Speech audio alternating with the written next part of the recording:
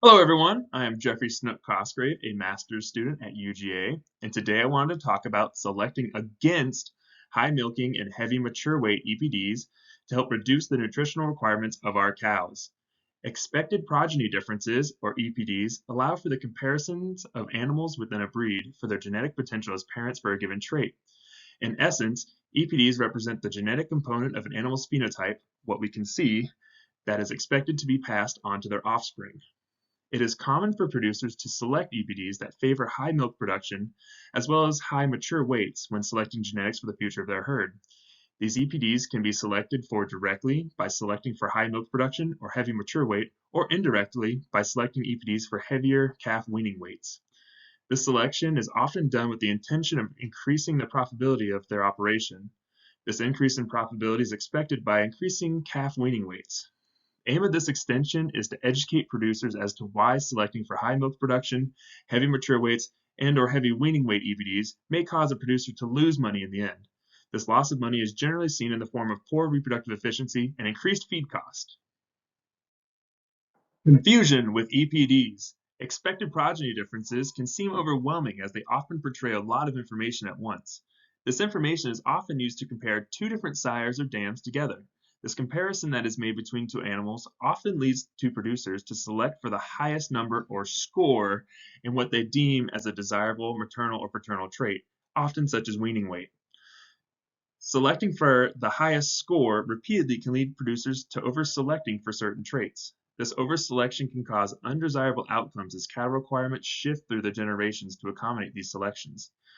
Over-selection occurs when producers select traits for their herd that their environment is unable to provide. So, why do we care? Because it affects profitability. Efficiency is the main driver of profitability in beef production systems. Non-efficient animals are not indicative of profitable operations. CattleFacts recently published that the typical cow-calf operation has only been profitable 9 out of the last 16 years. That's right, that's a big number. 60 to 70% of the cost for beef cattle operations comes from feed and grazing cost. The energy needed for maintenance is one of the largest expenditures of consumed energy as it encompasses almost 50% of the total feed energy requirement. The energy requirement to maintain the breeding herd represents the single largest energy cost in beef production. Maintenance requirements for energy tend to increase as milk production and mature weight increases as well. Consequently, matching one's animals to their nutritional environment is necessary for low-cost beef production. Issues with over-selecting for milk production. The dam and/or cow's nutrient requirements increase as milk production increases, obviously. More energy, protein, and other nutrients are leaving the dam and going to the calf via milk. If these increased nutritional requirements are not met, the lactating dam will begin to lose body condition. This loss in body condition will in turn negatively impact her reproductive efficiency. In a long-term study out of OK State, they looked at the effects of breeding Angus bulls, some with very high milk EPDs and others with very low milk EPDs, on crossbred cows. In this study, they found that cows from high milk bulls produce more milk than those from low milk bulls, thankfully. Cows from high milk bulls had a 30-pound heavier calf on average than those from low milk bulls. Cows from high milk bulls were significantly lighter than those from low milk bulls. And this is a big one. Cows from high milk bulls had significantly lower body condition scores than those from low milk bulls. This study found that there was a tendency for high milk bull cows to have longer calving intervals, later calving dates, and lower calving percentage than their low milk cow counterparts. In summary, the total nutrient requirements of the cow are greater with higher milk production. Issues with over-selecting for weaning weights. The selection for increased weaning weights will cause the nutritional requirements of the dam to increase as this EPD generally selects for higher milking ability.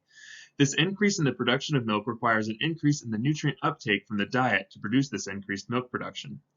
The increase in milk production will likely also cause an increase in maintenance cost as well.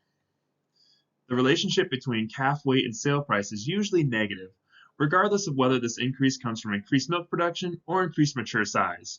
The negative relationship is magnified if calves are allowed to become overconditioned at the time of weaning, generally from high milk-producing dams. Market prices through history send a strong message that overconditioned calves do not perform well during the growing phase. The value of additional weaning weight is highest when grain prices are high and lowest when grain prices are low. I'm going to butcher this name. Ansargudi et al. 1991 found that milk production of the dam influenced calf growth up to 60 days postpartum. However, Ngatusi et al. Has found that there were no differences in average daily gain of calves regardless of dam milk production after day 60 due to forage intake differences. This indicates that milk production of the dam may only influence calf growth up to day 60. Calf weaning weight and 205-day adjusted body weight did not differ amongst different milk production groups in this study. Results from this study would suggest that even in management systems where supplementation is provided to meet nutritional needs, high milk production decreases reproductive efficiency without increasing calf body weight at weaning. Issues with over-selecting for mature size. Over-selecting for mature size will cause the future generations to be larger. This selection, just like selecting for increased milk production, will cause an increase in the nutrient requirements of the animals. The additional nutrition required to support larger animals in both size and maintenance costs is often overlooked, and this can be a disastrous oversight. Doyle and Lawman connected an analysis of calf weaning weights compared against mature cow weight from 6 different ranches in Oklahoma and Arkansas. This analysis showed a range of 6 to 17 pounds of additional calf weaning weight for each additional hundredweight of the dam. This benefit, unfortunately, was offset by the added cost of the 100 pounds of additional weight of the dam and the reduced calving rate of 7%. Larger milking cows have a greater maintenance cost, as well as lower reproductive efficiency. Doyle and Lawman also reported a reduction in cow longevity due to a 1,400-pound cow likely producing one less calf in her lifetime when compared to an 1,100-pound cow, as well as having a lower calving rate overall. To put things into perspective here, a 1,400-pound cow is 27% heavier than an 1,100-pound cow. The 1,400-pound cow will require 20% more energy for maintenance and 16% more total energy than an 1,100-pound cow. A big takeaway from this is that fewer 1,400-pound cows can be stocked on a given unit of land due to their increased energy requirements.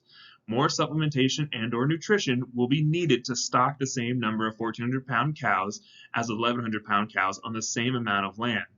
If the stocking density is kept constant between the two groups, a 1,400-pound group will drop body condition and lose reproductive efficiency due to being unable to meet their nutritional needs.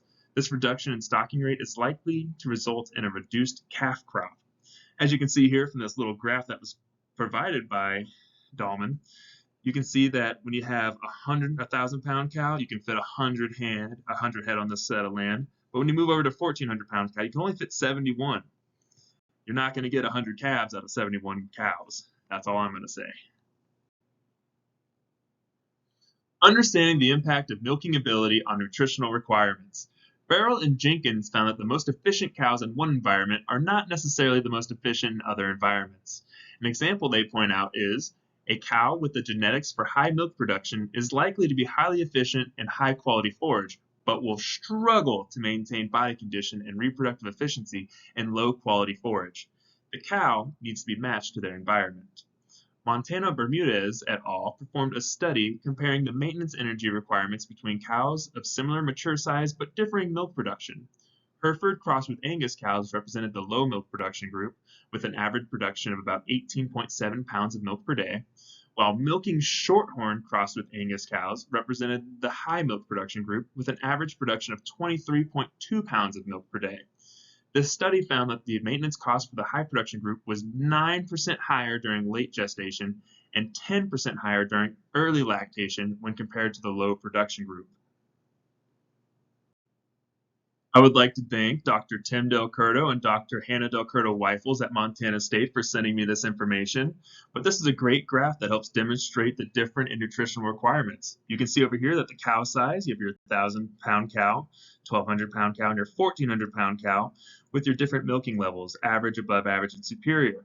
The big takeaway from this table is that a 1,000-pound superior milking cow requires almost identical nutrition to a 1,400-pound cow producing above average milk.